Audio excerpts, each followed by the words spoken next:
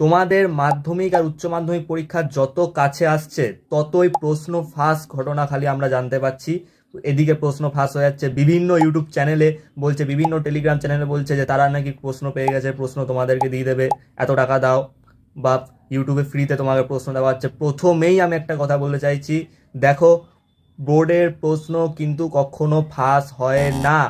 কেউ প্রশ্ন পরীক্ষার আগে কখনোই পেতে পারে না। হ্যাঁ, এবার তোমরা তো বলবে যে দাদা তাদের পরীক্ষা চলাকালীন তো প্রশ্ন পেয়ে যাচ্ছে, তো সেটা আলাদা ঘটনা।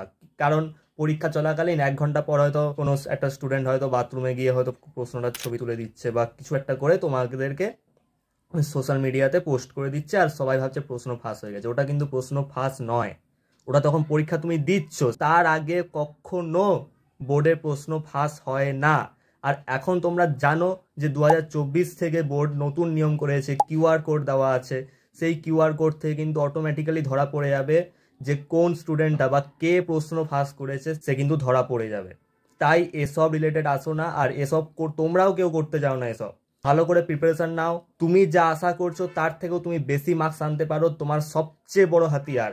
এই সময় যদি তোমাকে কোনো কিছু রক্ষা করে তো সেটা হচ্ছে টেস্ট পেপার। টেস্ট পেপার ছাড়া তুমি আর অন্য কিচ্ছু দেখো না। তুমি চাইলে ইউটিউবটাতে 1 শট ভিডিও দেখতে পারো, সেটা তুমি করতে পারো, রিভিশনের জন্য তুমি করতে পারো। তাছাড়া আর ইউটিউবে বা টেলিগ্রামে কিছু না। পারলে টেলিগ্রামটাকে আনইনস্টল করে দিতে পারো সেফটির জন্য।